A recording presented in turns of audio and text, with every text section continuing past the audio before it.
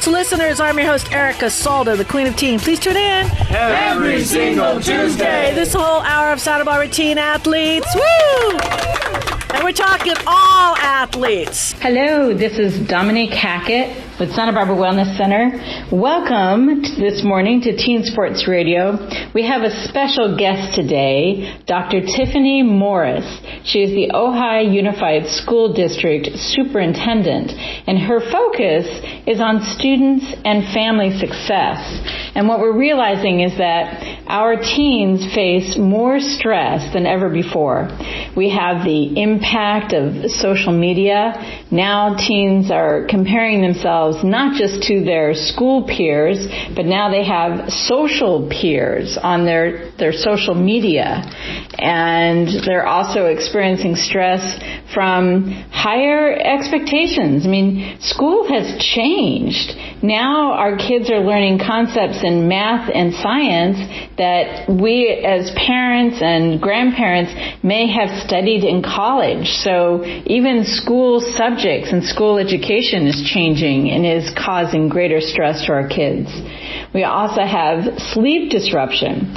So I know many of you parents who have teens, you realize if you don't take away the cell phone or the computer, frequently our kids are on their phones into the wee hours of the night and they're not getting the sleep that they need. The other thing that's stressing out our kids is global news. I mean, yes, it's good to be informed about what's going on in the world, but because of our phones and our connectedness to the internet and so forth, we're all have a greater anxiety about world events that we've never experienced in previous generations.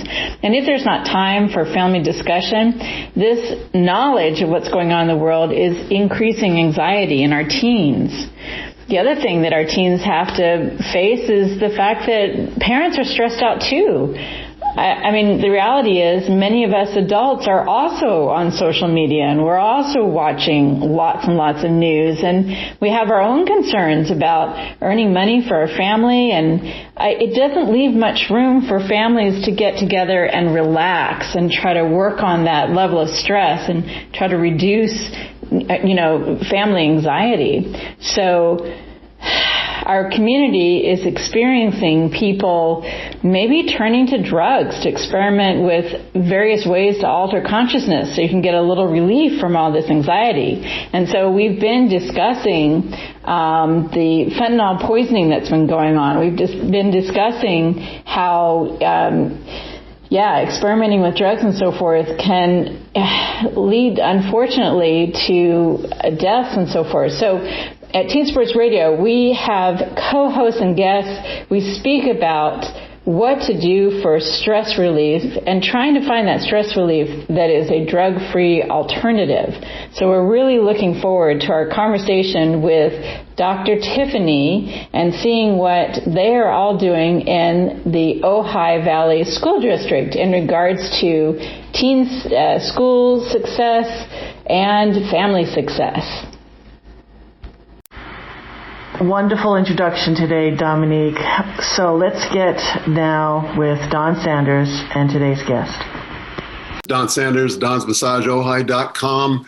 And I have recently been a part of the Ojai Interfaith Council, as well as participating on the show here, my wife and I. And we're making we're creating a community event here in Ojai called Love Thy Neighbor, coming up on June 25th at the Aquinas Church, an outdoor event. And we have been keying off of issues and challenges that were brought up by Dr. Tiffany Morris, who's the superintendent of the Ojai Unified School District. And so Dr. Morris has agreed to join us today. And my hope is to be a cross-pollinator between these two counties and these two cities, because the region is not very large as the crow flies. And I'd like to see us all coordinate and be able to work together on these kind of issues, whether it's division and hatred, or whether it's drug problems, or whatever obstacles there are for our future generations to be strong and moving forward, because anything that thwarts our children is sabotaging our future, because the children are our future. So thank you, Dr. Morris, for being with us. Thank you. Nice to be here. Shebang. I'm just going to, Don, that was awesome. I'm glad we record these and keep these in, as they say, the cloud. Okay, it's really nice. Dr. Tiffany, thank you so much for being here on board. We so appreciate your presence here today. Thank you. I'm so happy to be here. Nice. So you want to start off? Yeah. So what are the main issues that you want parents to be aware of that their kids are experiencing right now in school that maybe parents in their time at school never had to deal with? Yeah, that's a great question, because it's true that everyone went to school and we all have our experiences and we think about school as we went to school, but school is very different for kids today. And what we're seeing right now, particularly after COVID, is a lot of trauma and trauma related behavior in our students. So it manifests in different ways. So one thing that we are seeing is a definite uptick in behavior issues, right? So kids who are coming to school and they're just not used to being around other kids. They're not used to getting up in the morning, sitting all day in a classroom, or even participating with other kids. So there's some, I would say, kind of antisocial behavior that kids have, and they're just traumatized from COVID. And we also are seeing an uptick in drug and alcohol use in our teens, unfortunately. And I think part of that just came from either being unsupervised during COVID because parents had to work, or just coping mechanisms for trying to deal with everything that's going on in the world that's very heavy for them. My kids have told me that they experience social anxiety. I didn't have a word for it when I was a kid, but I sort of know what they're talking about. It's where you just don't know how to be with other people. And especially having spent a year with COVID, not having to be with other people. Can you speak towards what's happening for kids that parents need to understand that parents may have never experienced? Yeah, I think you labeled it correctly. Social anxiety for kids who were either by themselves. And really during COVID, there's this underlying message. It wasn't explicit, but that other people, being around other people is not safe. And so our kids heard that for 2 years. And then we flip a switch and we say, okay, now it's safe. Go back to school, be around people. And that can be confusing for some of our kids, particularly our younger kids who had this idea that, it's not safe to be around strangers or go to the grocery store or to go out. And then we're saying, now go sit in a classroom with 32 other kids and it's totally safe. And I don't think our kids had enough of a transition from one model to another model to really adjust. And so we're definitely seeing that. And then we're also seeing a lot of issues around cell phone addiction. Our kids who were in COVID, the only way to connect was online. And social media is very addicting. It's designed to be addicting. There's all those studies that have been coming out in the last year or so about that. And so our kids are also having trouble transitioning from the classroom or from home where they could be on their cell phones all the time to the classroom where they're supposed to be having live interactions. But gosh, that draw of the cell phone and social media is ever present. And they constantly want to be picking it up and connecting in that way because that's what they got used to. And so that's been really hard for us. And I think for parents, it's really important to understand the impacts of that social media and cell phone addiction and what that looks like both at home and at school. So my understanding is the various addictions are hitting either the dopamine center or serotonin. Somehow or another, it's giving you that feel-good hit. So what is it that that parents and teachers are trying to encourage kids? Because, it feels good to feel good. So what are they encouraging to replace it if you don't have your cell phone in your hand? Right. That's a really good question. It's something that we're still struggling to figure out, right? We weren't prepared for this. And our systems are a little harder to adjust as quickly as I think our kids need us to adjust right now. But I was just reading this article from an author who said, I was a teacher and I believed in cell phones in the classroom because they were great tools. And I was this person 2 years ago where I thought, we should have cell phones because kids can look things up and they can do projects. And this author was saying, I've changed my mind because I have seen how addicted kids are to that dopamine fix that they get when they turn on their cell phone and they get pings, right? And as an adult, I pick up my cell phone and I'm checking an email, and before I know it, I'm off doing 10 other things on my phone. Why would we expect our kids to behave any differently? And so there's this real sense of, how do we deal with cell phones on campus, and how do we help kids replace that behavior of constantly needing that affirmation from cell phones with something else? And what do schools have to be that something else? We're trying to figure it out as fast as we can, but we don't have an answer yet. Especially with children that do have the social anxiety, like you said, they're actually using the cell phone as a tool. But with kids that, what I want to kind of slide into, like you had mentioned earlier, we are at a crisis as far as our opioids go with our kids in school. And maybe to help speak to that, we have in the house Stephanie Forrester. Sadly, she'd lost her son earlier this year. And the one thing that she can identify with is that this phone actually was used, and it wasn't a tool. It was the hook actually that her son had to getting the illegal drugs. Maybe Stephanie, you could speak to that. Yes. I found that through COVID, like Tiffany said, a lot of kids gravitated towards their cell phones. They were at home, they were bored. After chiming into my son's Snapchat, I found different platforms that they were able to log on to that would talk about getting drugs. They had their code names, they had the emojis, they had everything, the M30s, the China girl, the blues, and it also went onto a Tinder platform. And once you got into the Tinder, you could get off the platform and communicate directly. And I think the reason is out of boredom and just being on their phone and learning different things. And so I think that played a huge role in this fentanyl and this drug problem. But as far as everybody using their phones and being on phone at school, as a parent, whether or not my son liked it or not, whether he knew or not, I knew his passcodes. I think it's really important if you give a minor a telephone that you should be aware of what they're doing on it. And that's hard. That's really hard to do. They want their privacy.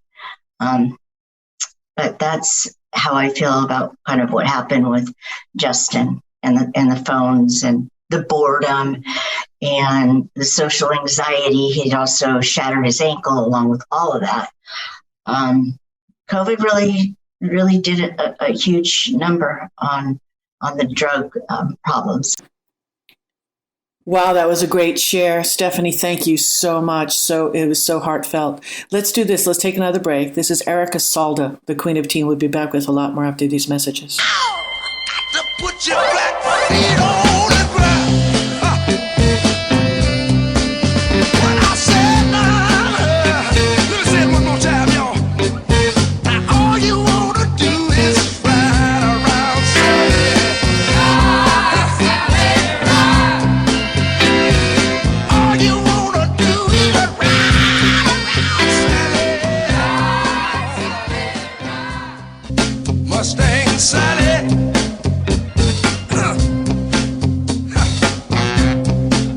You better slow your Mustang. We are back, and this is Santa Barbara Teen Sports Radio Show. I am your host, Erica Salda, the Queen of Teen. Please tune in Every single Tuesday, 9 a.m. We're back. This is Erica Salda. We're with Dr. Tiffany, who is the Ojai Superintendent of Schools. Dominique, you had. So, Dr. Tiffany, do you address that at all with your parents about, I mean, we love our children and we respect their privacy. When I worked with a counselor, I had a recommendation. If someone's under your roof, the activities going on under your roof, you have a right as a parent to know what's going on. Whether you tell your child that you might be viewing their diary, or you might be, that's a personal thing that I think it's really good to work with counselors regarding. But what advice do you give to parents to help support their kids to grow up safely? Yeah, so we did a parent university earlier this year on one of the topics was, well, they were all kind of related to student mental health and wellness. And one of them was about social media. And we gave parents some tricks and tools for how to monitor social media. We also have something called Go Guardian, which every single student device in our district, and we have one-to-one devices, when students use that device at school or at home, if they Google something, drugs, alcohol, suicide, fighting, we get an alert. And then we go and deal with that in some way. And parents can also set up an account. So parents can see what kids are doing on their school issued devices, which has been very helpful. Not all parents do, but they can. And some parents really, kind of like you were saying, some parents really are interested in that. And some parents are not interested in that, and different parenting styles. But we talk to parents about how to monitor kids on social media, or how to just set up safe parameters, how to check the account settings so they're safe. We have at our back to school night at the high school, we talk to parents about, like, take your kid's phone away at 9:00, take it out of their room so that they're not on their phone until 1 or 2 in the morning, not sleeping, and who knows what they're doing. Take it away and have them sleep. And then we give them tools so that they can monitor their school computers. And so we actually, drugs and alcohol are a big issue, and suicide is our kind of immediate issue. And so when we get an alert on suicide, I personally have talked to parents in the middle of the night to say, hey, we saw your kid was Googling, how do I kill myself right now? Can you go up and check on them?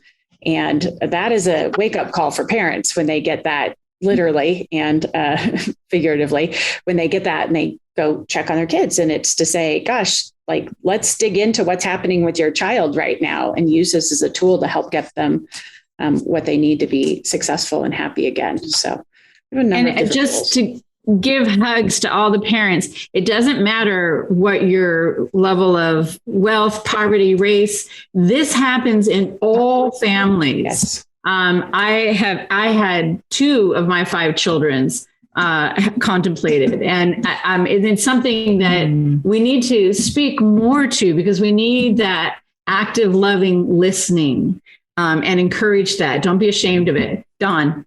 Yeah, Dr. Morse, earlier today on the other recording, our production engineer, he mentioned that the opposite of addiction is connection, not sobriety. Yes. And so I think, warm heart-to-heart connection is an antidote. And if the parents are taxed, and as far as time goes, then somehow there's got to be a way to enlist surrogates. I know my mother was a busy single mother nurse, and she happened to be in charge of the student health at Stanford, and she enlisted guys, that she took care of to be like a surrogate to do things with me and listen to me, which I have never forgotten. I love that. Yeah, we have in the last couple of years really ramped up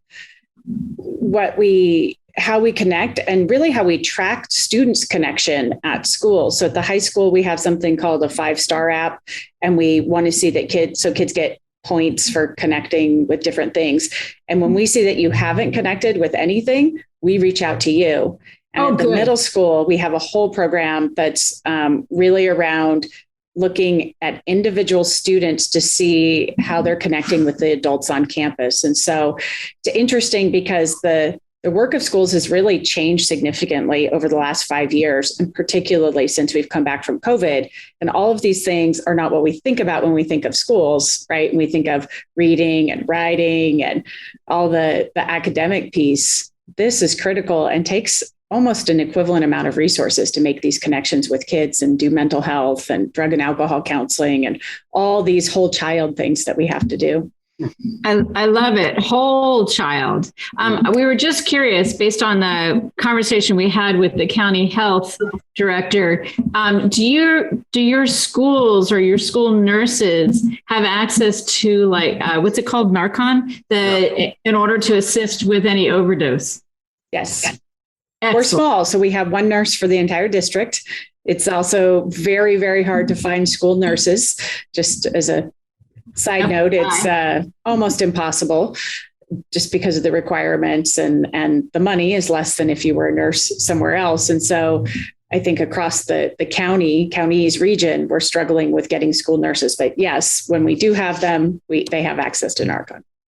Excellent. And if there were any parents that had concern that they knew that there is drug use in their family somewhere, and they wanted to get some Narcan to keep it on hand in case someone had an overdose, would they be able to come to the school district to get help? Or how do you tell parents to get some so they have it in their medicine cabinet? I have not thought of that yet. So this is a great thing that I'm writing down right now to go see. We have it for us, but I think that's a good thing for us to add is resources for parents who might be worried and want that on hand. I look at it as coaches too.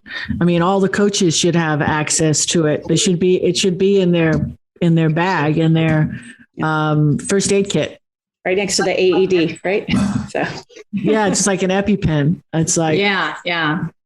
My other thought too is because our students are all headed into summer and there's a lot of free time, what are the things that the school district is encouraging students to be involved in so that they're maintaining their wellness of body, mind, and heart, and doing it through a way that's not overusage of a phone or addicted to other substances? Let's take a break. Okay. That was a long, big question. Okay. We're going to get to some commercials. We got some new commercials, and we're going to get to that great answer from Dr. Tiffany right after these messages.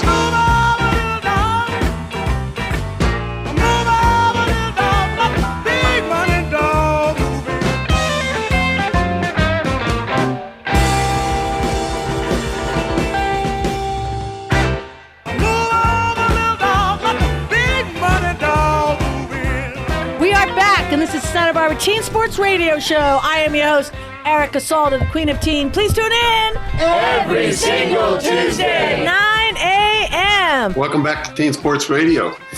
We are here with Dr. Tiffany Morse, who's the Ojai Unified School District Superintendent, and we are talking about coordinating resources to help young people that may find themselves in crisis. And we're talking about a multiplicity of ways that this has been exacerbated by the COVID, the pandemic, lockdowns, and so forth. So welcome back, everyone. Dr. Morse, thank you so much for being with us. Thank you. What do we do? Your question? The summer, what are you recommending for parents and kids to be up to during the summer to reinforce everyone's wellness?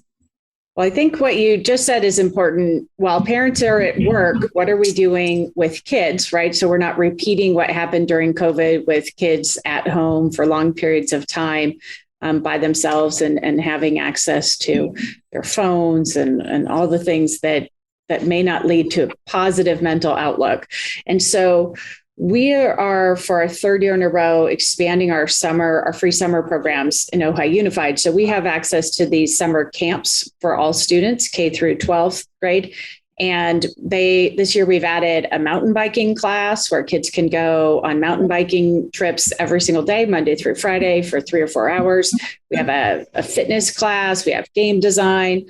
We have cheerleading camp. So we're trying to add free summer programming for kids that are beyond kind of the traditional academic classes so that kids have something to connect to. So they get a little break in June. We get out in the first week of June, they get 3 weeks of a break, which I think is also good for their mental health. But instead of having 8 weeks off, they get 3 weeks off, 4 weeks of summer school, a couple of weeks off, and then come back to school in August. And so really trying to be thoughtful about how we can support kids in having fun, positive things to do that they want to do.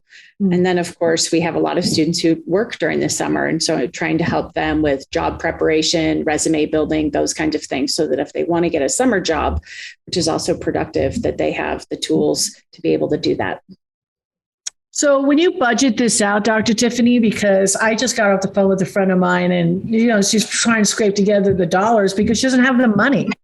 she has 3 kids and she doesn't have the money. And I just said, well, back in my day, I mean, lifeguard camp was the least expensive and the best way to go because it was a half a day. And then, you can make arrangements for the other half of the day. But when you just said free, I mean, why is that? Is it because you're smaller? Because everything in Santa Barbara, we're like one of the richest, the county, which Ojai, that's Ventura County, right? Mm-hmm. Yeah, Ventura County. So is it a county thing where, you're just a master at division of assets, and maybe you should give a talk up here on when you're doing your budget, should be a 12-month budget, because what are we going to do with these kids? And this should have been seen in advance. Okay, you cannot. I mean, and Stephanie is nodding her head up and down because I am telling you, we do not have that here. They're canceling things. Okay, because we don't have the staff to support it. And I don't understand that. And I love Ojai, Dominique, and I love going down there. We're actually going to probably participate in your event at the end of the month. And I just don't get it. Santa Barbara's, we have an impoverished aspect of our community as well, and at or below the poverty level. But we also have this enormous amount of money as well too, and it's just, I hear what you're doing, and so I'm excited. I'm blown away. I don't know. Maybe you should come up here. No, can we have you come up here? So this is a good question. This is a program I actually started in my previous job working for the Ventura County Office of Education, and it's a partnership with a charter school. So that's where the funding comes from. So it's actually free to us as a district, and it's free to all of our families.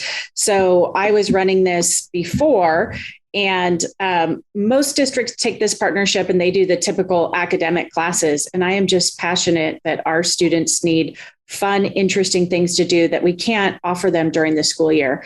And so I take this partnership with the charter school and then kind of make it a little extra to do all these things. Like I could tell you, we're the only district with mountain biking club during the summer for both elementary and middle school and high school kids. We have culinary camp, which is great. Kids love to come and, spend the summer. And free. You're saying free. You're still saying free.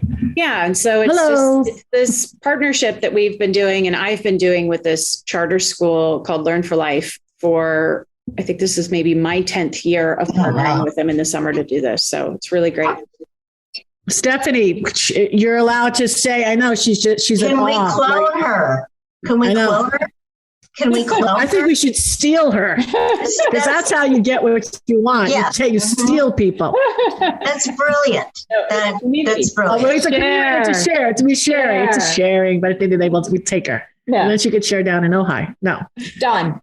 Yeah, Dr. Morse, are you acquainted with Jim Bailey, who runs the RTS? I mean, yes. For Eric and Dominique and Stephanie, it's a beloved instructor who's been both in public and private school, and he runs a program called Rock Tree Sky, which is a democratic schooling model where kids can ask to learn what they want to learn. They've got lots of resources and things like that. And I just wondered, has he given any input into a way to structure some of these kind of things? Because he is brilliant. He is a real gem.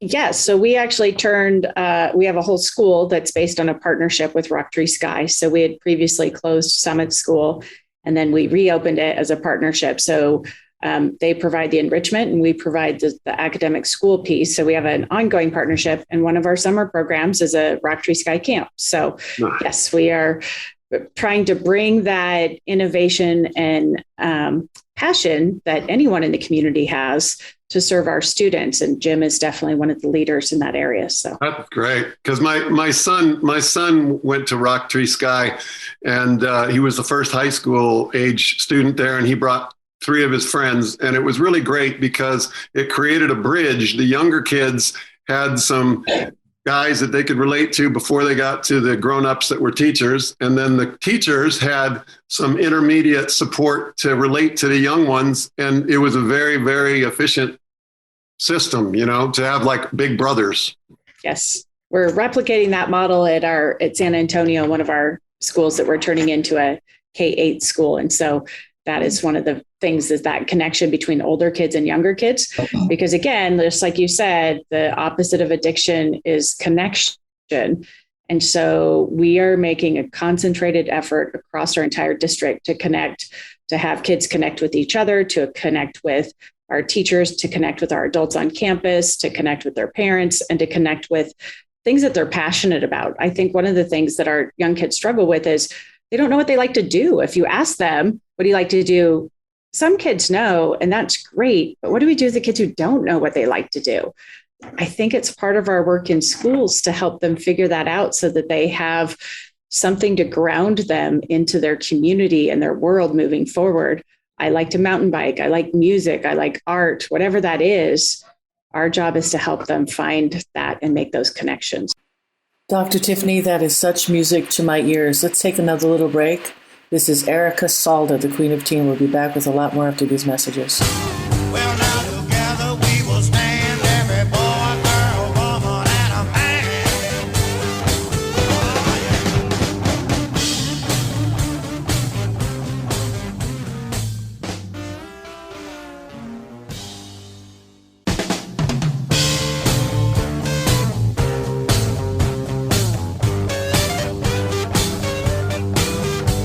Together we'll stand, divided we'll fall.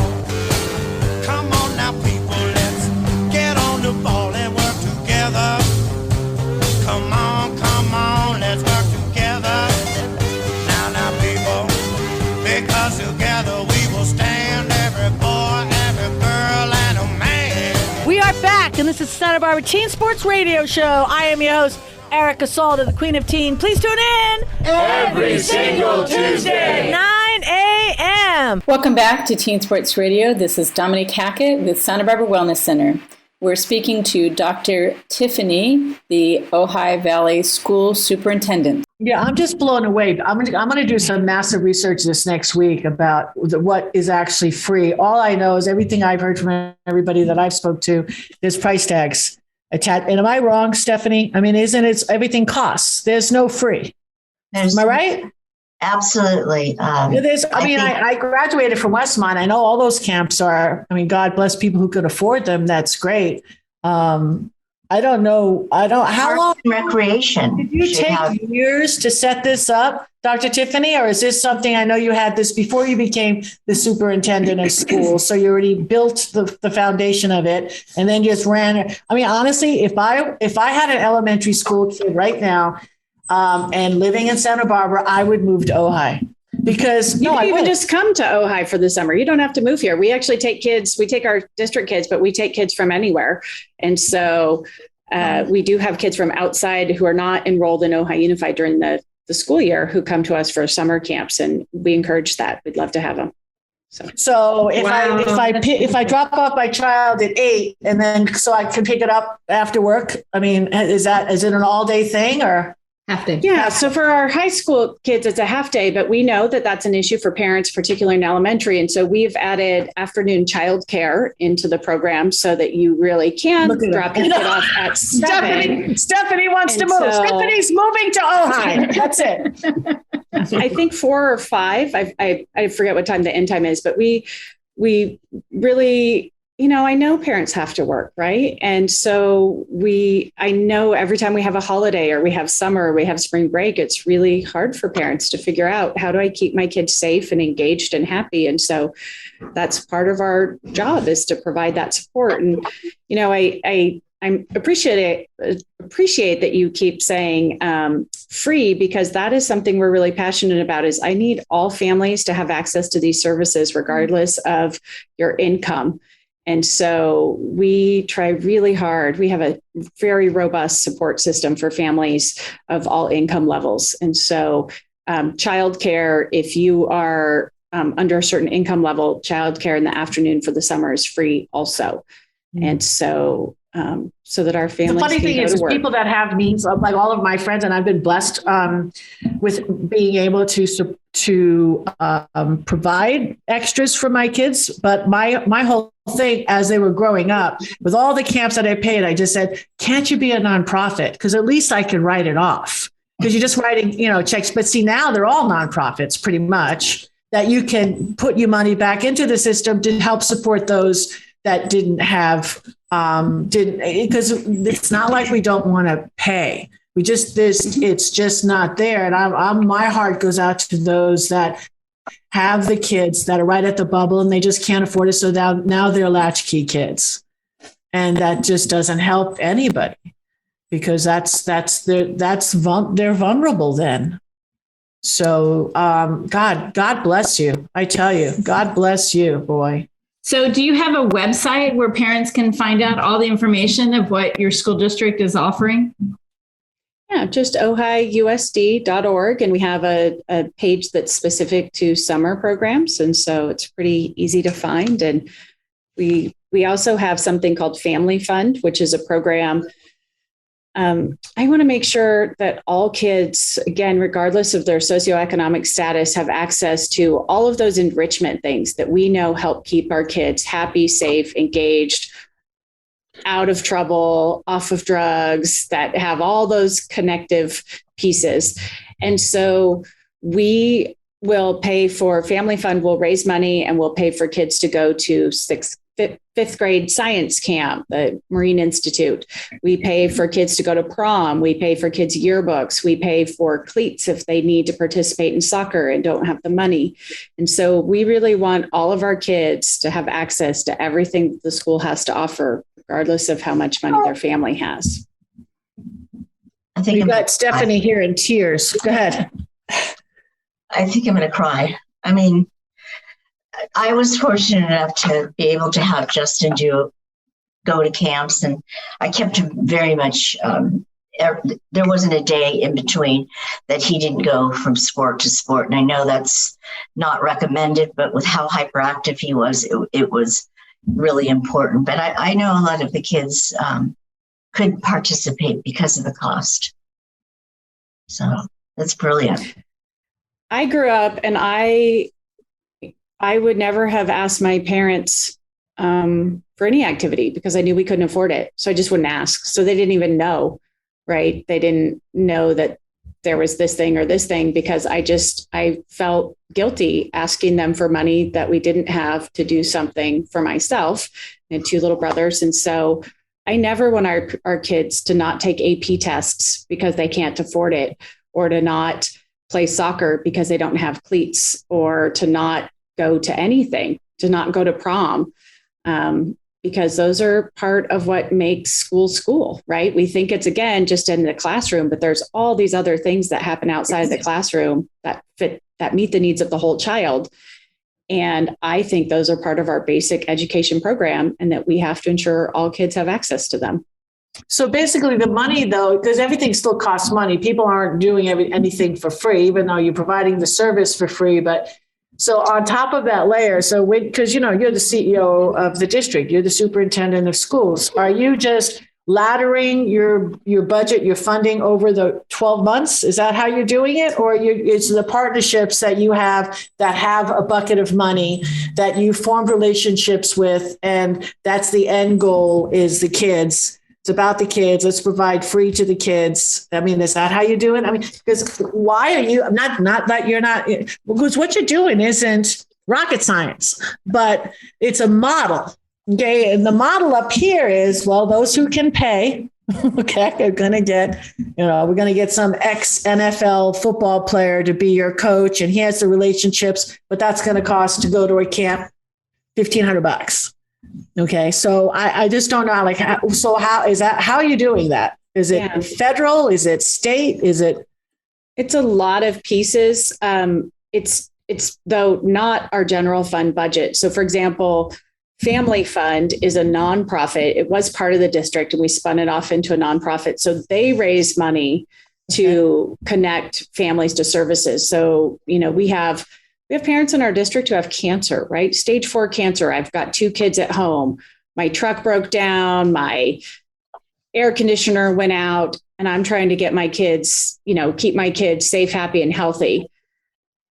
As a school district, is that my problem? No. But as a human being and as somebody who's in charge of helping to care for those kids, is it my problem? Absolutely. So that's where Family Fund steps in and says, gosh, did you know that there's this cancer resource center? Do you know that this place will help you with rent assistance? We can give you trolley tokens from that Family Fund has raised money for. We can give you trolley tokens for your kids to get to the free summer camp. It's connecting a lot of resources, and it's really time intensive, right? Because we don't have all of the resources, but our job is to know all of the resources and to plug families in individually based on what they need and help them get to whatever resource it is that they need. And they're all different. Dr. Tiffany for president. My This is what we That's need. very nice. My Dr. goodness. Tiffany for president. I would vote for her. Tremendous. What's that, Don? This is just tremendous. I from the depths of my heart, I really, really appreciate your coming on here, because this is a veteran group of passionate mothers, that I co-host with. I'm fortunate to co-host with on this show. And, I'm a beekeeper. I have two hives out back, and I consider it a personal mission or give back or community service to be able to try and, like the way the bees go from flower to flower, brushing the pollen everywhere. I like to cross-pollinate people that I think could get together and form alliances that could, move the needle on some of these big problems. Nice. Okay, let's do this. I have another question, but let's take a break. This is Erica Salda, the Queen of Teen. We'll be back with a lot more after these messages.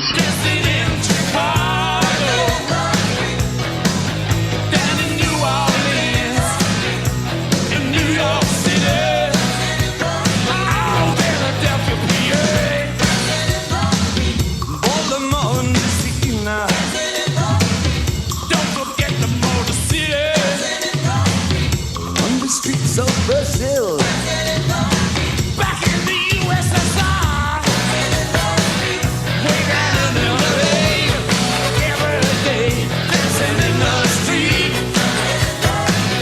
crossing China too, me and you, dancing in the street.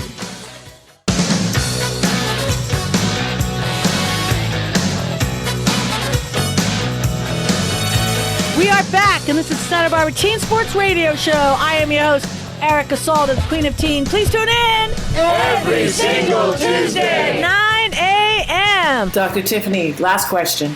So what I'm asking is, do you think the future of schools is going to break it out, use the high school because you've got the land and the structure, and then you're just going to have the components At the high school, like maybe health and wellness wing.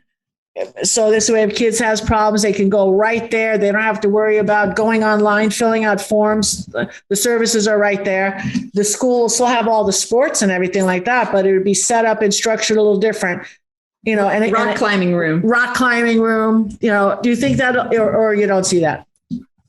No, I think that you are not that far off. In fact, this year there is a big push for something called community schools. There was a bunch of grant money that came out of the State Department of Education just recently. And these community schools are designed to be hubs. So they're designed to bring in mental health services, physical health services to schools, so that there is this holistic wraparound location for students to receive those services. And, we already feed students, and we're always trying to find ways to expand that. But I mean, there are schools in Ventura County where you can get all 3 meals at school already. Right. We, during COVID, fed thousands and thousands of families. Right now in Ojai, we offer breakfast and lunch, but still 2 out of 3 of your meals can come at school. Right. And we are connecting to mental health services. We're connecting to healthcare services. It's a little harder for us, but you're right. I mean, schools are the hub of the community, and they're really where we have kids. And do I think school will ultimately be online? I think maybe more for older kids, but parents are always going to have to supervise kids, right? Mm-hmm. So if the workforce shifts and parents are working from home, I think you might see more opportunities for remote learning. But if parents aren't at home, somebody has to watch the kids. And so school serves a function for that, right? Your kids are safe for 8 hours a day, mm-hmm. and they're with a community of loving adults. I don't know if that'll be quite as easy to change or to move away from at this point. Well, I tell you, I don't know what's next for you, Dr. Tiffany, but you have every person in this room right now that would vote for Dr. Tiffany. Okay, I would even probably buy a piece of property in a good location in Ojai and just flag it, that's it. I think that's good for. I know, Stephanie. I'm going to let the last words come from you. What do you say? I just say I think that's brilliant. I think the whole concept of engaging the kids in all these activities and the mere fact that this is working successfully and it was well thought out, and I just congratulate you for that. All right, that's it. We got the smooshy sign. Make somebody happy today. God bless. See you next week.